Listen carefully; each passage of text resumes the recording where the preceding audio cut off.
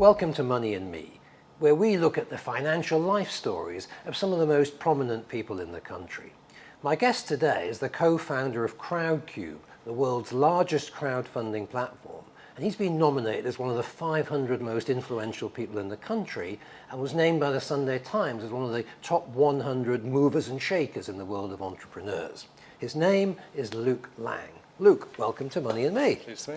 Okay, well, you're just taking you back a little bit to your childhood growing up before you got into business. I think your father was a carpenter and a builder, and seems like quite an entrepreneurial family because you and several of your siblings have ended up with your own business. Yeah, I'm not sure either my mum or my dad would have ever considered themselves entrepreneurs or saw themselves as entrepreneurs, but looking back in hindsight, they definitely displayed entrepreneurial traits, that drive, determination, bravery, looking for opportunities. My dad was a carpenter, but he started several successful businesses. My mum worked in education, but was very much a pioneer of vocational learning and apprenticeships at a time when apprenticeships were at their lowest level in the sort of late 80s, early 90s. And really drove a sort of a revolution in and around Devon and made that into a thing that ended up getting folded into the local college. So yeah, I don't think they would ever consider themselves as entrepreneurial, but it certainly rubbed off. Yeah, my eldest brother Mark saw the opportunity in the internet and the opportunities with the dial-up and broadband internet was coming. So he set up a company that I worked for. That's where I was really blooded in the world of entrepreneurialism and startup culture.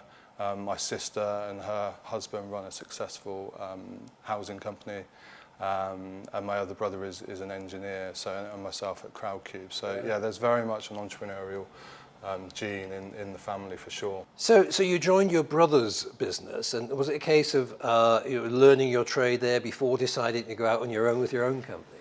Yeah, very, very much. Like I was fortunate. Mark started Eclipse Internet around when dial-up was just starting, and really I joined just as we were riding the wave of kind of broadband penetration into the mainstream, and it was a really exciting place to work. It was a really innovative, lots of product development. It was fast-paced. It was very, very competitive. So there were lots of synergies between Eclipse Internet and my company Crowdcube. And I took a lot of learning from that and brought that across to my company as well. I mean, to be fair, from my own experience, learning's one thing, but I think until you've done it, nothing prepares you for the culture shock of actually going out on your own, and being in business for yourself and having to make all the decisions and having to do everything and wearing so many hats. I mean, how did you find that transition? Yeah, well, I was lucky enough, fortunate enough to have a partner in Darren. So we co-founded the company back in 2010. And I think that helps hugely. You've got a sounding board. You share the successes and celebrate the successes, but also you share the burden and the stress and the strain as well. And I think you need to be a particular type of person. Like entrepreneurs are brave, they're courageous, they're determined. And I think those traits, if you don't have those traits, it's very difficult to succeed. Certainly in the early stages of starting a business, where those characteristics are really, really important.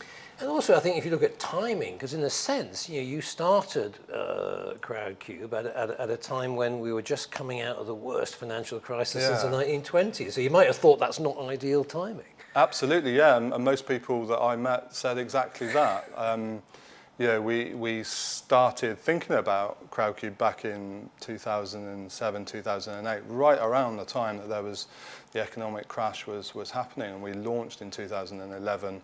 And a lot of people that I spoke to were sort of, this is insane. Like companies, well-known companies on the high street are going bust, let alone businesses that you hadn't heard of. So the idea that entrepreneurs would put their business plan onto our website and then invite investors to back and support that was an alien concept. People were very guarded in those early days. Like, I don't want to share my business plan because my competitors will be able to steal what I do.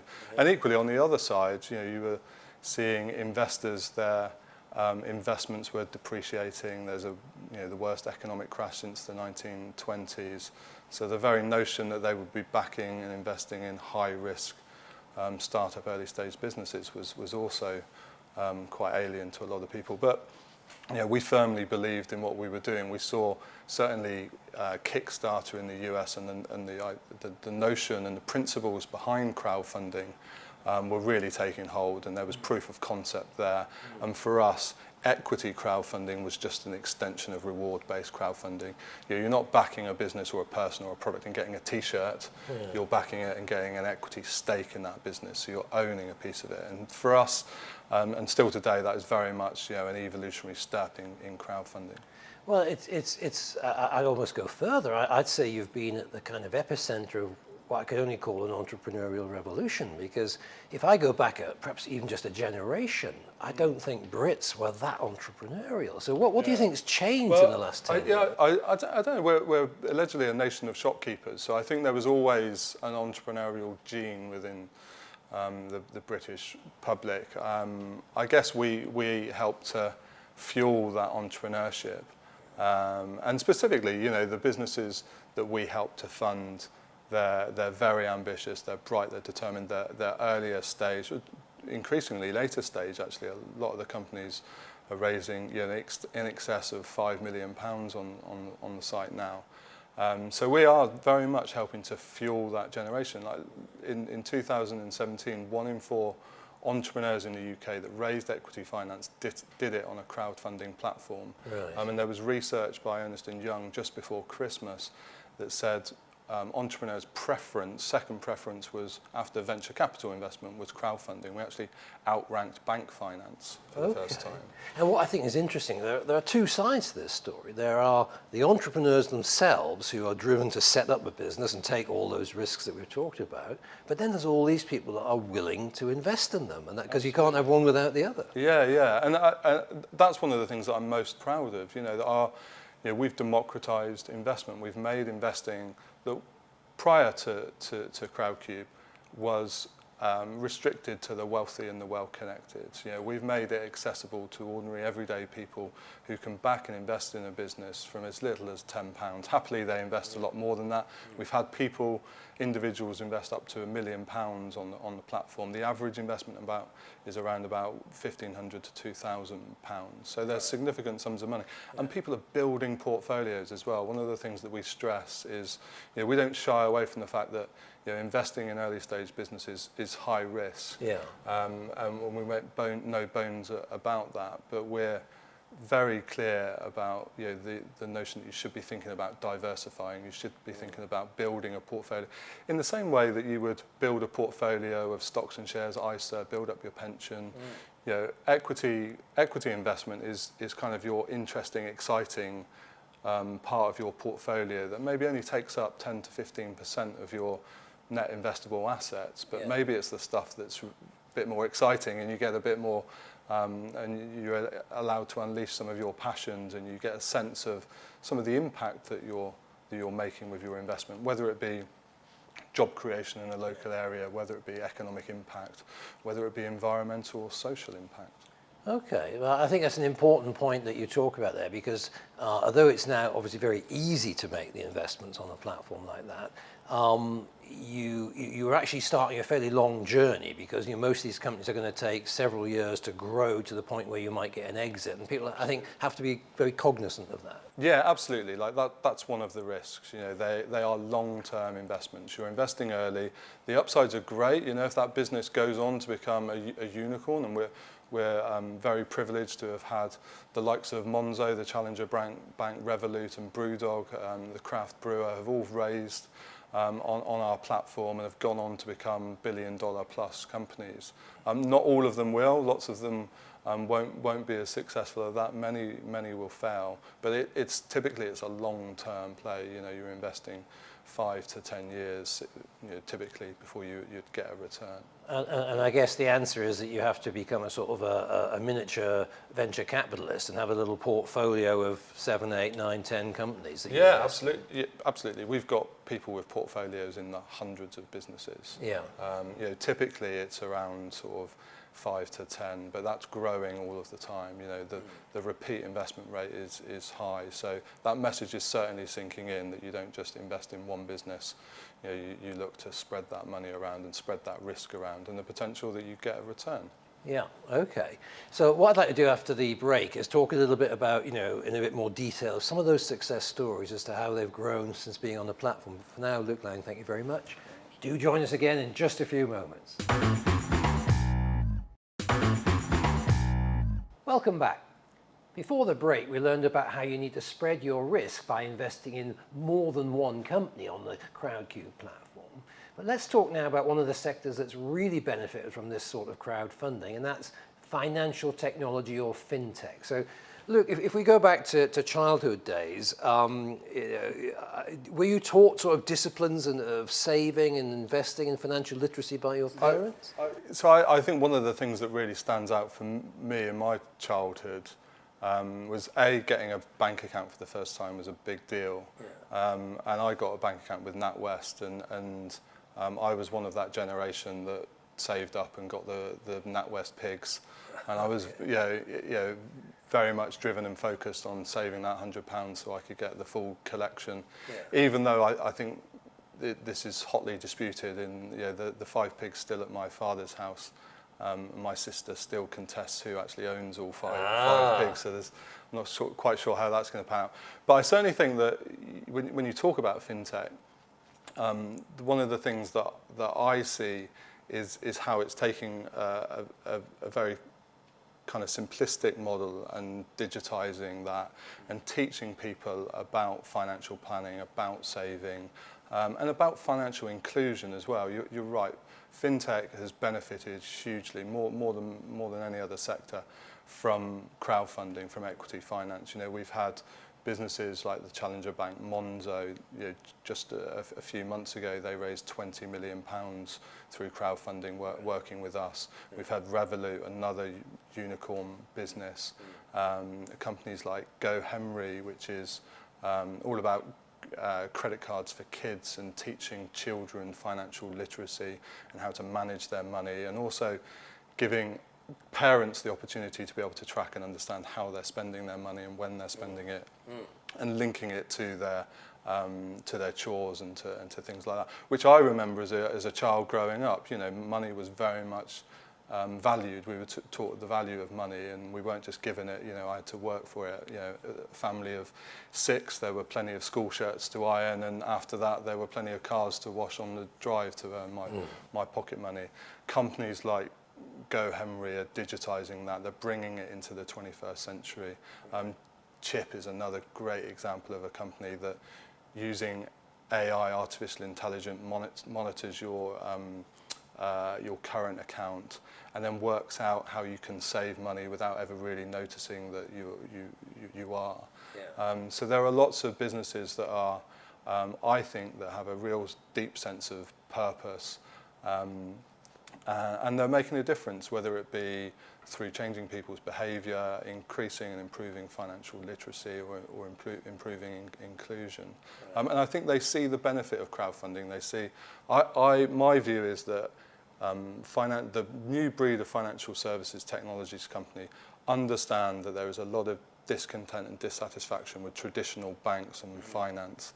And they understand that using crowdfunding and enabling their customers and their community to invest and back them using crowdfunding is a way of differentiating themselves. It's a way of saying we're different. We're not like the old guard. We want you to be involved. We want you to be on this journey with us and to create a new financial services sector that everyone can be proud of. Well, certainly, if ever a sector deserved disruption, I think it's the high street banks. So I would say amen to all of that, because, and also I think what we can do there is we're actually using something very close to younger people's hearts, which is their phones and the technology, to achieve something that the core education system has singularly failed to achieve, which is some degree of financial literacy. Yeah, absolutely. Yeah, I think I would go one step further. I think financial literacy should be on the curriculum. We should be teaching it from a very early age. There's evidence to suggest that you learn your your financial habits, whether saving or spending, very, very early on in your life. Yeah. So I think teaching people at a young age would be hugely beneficial for the country. And finances, whether you're in debt or whether you're able to save, is linked to mental health as well. So there's huge benefits, not just beyond financial services, but for the NHS. And if you can get people managing their finances better, it makes you feel better. It makes you mean that you're less likely to suffer from mental illness. So I think these companies are trying to solve some of those challenges, trying to help people manage their finances much better. Okay, so moving away from crowdfunding for a moment, do you have time to invest in other things? Are there any other areas that you actually invest in personally outside the core business? In terms of financial investments, so I've got. I'm probably typical of a lot of entrepreneurs where you're focused so intently on the business and growing it that you maybe sacrifice your own personal financial planning. So I've got a pension, but it's pretty pitiful. Trying to sort that out now. Yeah. I have started doing some ISAs. I use Nutmeg for my ISAs, and another fintech business that's made huge growth in the last 5 years. So trying to maximise those ISA, those tax allowances that you get there, and of course the investments that I do through Crowdcube as well. Okay, and away from the business and investing world, you're quite into your fitness. I think you did something rather special for your 40th birthday last year. Yeah, I did. So I did a leg of the Tour de France. So out of Lake Annecy, over 4 mountains, 4,000 meters of climbing, over 100 miles or so. So yeah, I love being on my bike. When I'm not at work, and spending time with my partner and my children, I love nothing more than being on the bike and kind of flying up and down mountains. Okay, and the odd triathlon as well, I think. Yeah. So I pushed myself a little bit further and taught myself to swim and forced myself to run. Those are the two bits really that sandwich the cycling bit that I kind of endure. But I like the challenge. I like the setting myself targets and goals and stretching myself. So cycling and triathlons, and I did a half Ironman a few years ago, which was probably one of my greater achievements on a bike. Now, if you let's assume we move into a parallel universe here, and you decide to have a political career. We're obviously going through the whole kind of Brexit thing at the moment. What would you do if you were running the country to try and make things better from a business and an entrepreneur and an investing perspective? I think there are a lot of great tax incentives out there, and a lot of great initiatives and a lot of great policies that successive governments have put in place. Whether it's I remember the privatisation of BT. I remember my dad buying me shares on my behalf, and as a child in the 80s, I used to religiously look at the paper every day and track those shares. I don't know that I quite knew what that meant. So I think there have been a number of initiatives over the year. I feel like we need to educate people better, and that needs to start much earlier on. So I think it needs to form part of the curriculum much earlier on. And I think there's more that the government can do to stimulate startup early stage businesses. Like I said earlier, like traditionally we were a nation of shopkeepers. I think we're a nation of entrepreneurs as well. So the more that we can do to nurture that and nurture particular sectors as well. We've spoken about financial services and fintech. Like, we genuinely lead the world on some of these things. And I think the government could do more to shine a spotlight on that. And what do you hear about? You talk to a lot of entrepreneurs, obviously. What do you hear are some of their challenges that maybe the politicians could help with? Yeah, I think hiring and recruitment and talent is always a big challenge for businesses, particularly tech businesses, whether you're a fintech or whether you're educational technology or it's agricultural technology or clean tech. Getting access to that talent to be able to build the engineering talent to be able to build that technology is quite tough, and keeping hold of it can be quite tough. And sometimes you have big companies like Google that come in and put their European headquarters in the centre of London at King's Cross, and everyone thinks that's an amazing thing, and it is, and it's something we should be proud of, but that does suck talent from those startup early stage businesses of people that want to go and work at Google, for instance. So it's about striking the right balance there. Okay. And what are the characteristics that you see of the people that seem to be the most successful as entrepreneurs? Well, you see so many of them. What are the top 2 or 3 things that you think you've got to have if you're going to be a successful entrepreneur? Well, first and foremost, you need to have a great idea, a good product, good service. You need to have a clearly identifiable market and an opportunity. I think clarity around I see a trend towards businesses being successful at raising finance, not just successful at raising finance, but being successful more generally, is having a real clear purpose to what they are. Like Brewdog is not just a brewery, they're on a mission to make craft brewery amazing. Monzo is not just another bank, they're on a mission to have a community created bank and to challenge the status quo. So I think businesses with a clear purpose and vision and mission of what they want to do and solving real problems, I think people identify with those problems and that makes them successful. For the entrepreneurs themselves, it's a bit cliche, but that kind of drive, determination, that visionary, really strong leadership, and I think all entrepreneurs are brave. That you need to have courage because you take a lot of risks, and I think sometimes people are afraid of failing, and I kind of view failure as just stepping stones on the way to finding the right answer into success. So you kind of need to embrace that fear of failure or making mistakes. Okay. And finally, what's next for Crowdcube? Where do you want to? You've got to the point now where you're probably the biggest platform of your type in the world. Where do you want to go with it next? Yeah, so there's still a lot to do in the UK. As I said, 1 in 4 entrepreneurs that raise equity finance did it through crowdfunding. But I think there's still a huge amount of growth there. We've seen growth in the regions. I kind of think crowdfunding was pioneered in London, and now as it's maturing, it's really starting to get out into the region, and we're seeing more companies from around the British Isles raising finance on Crowdcube and attracting more investors from the region as well. So growing that for sure.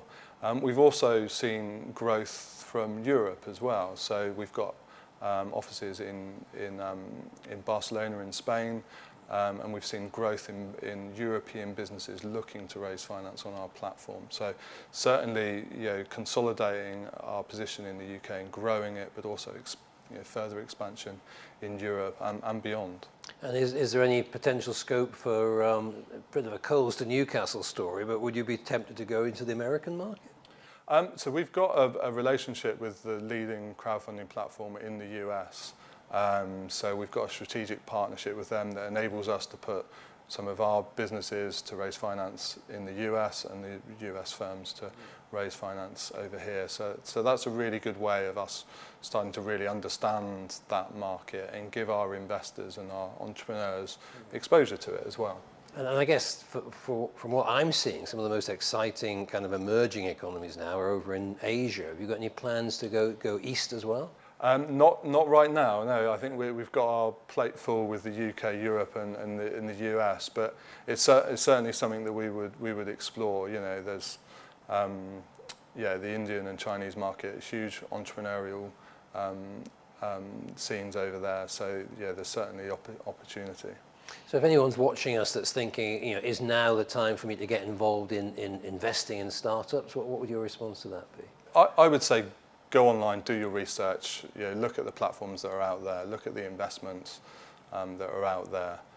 You don't need to rush in. You can invest from as little as £10, so you can dip your toe in to begin with and then build from there. And certainly if you're looking at making an investment, do your due diligence, look into the business, read the forums, try and understand the market, the opportunity and the people behind the company, and try and make a really informed decision. Brilliant. Okay. Luke Lang, thank you very much. Thank you very much. Join us again next week on Money and Me for another financial life story from one of our prominent citizens.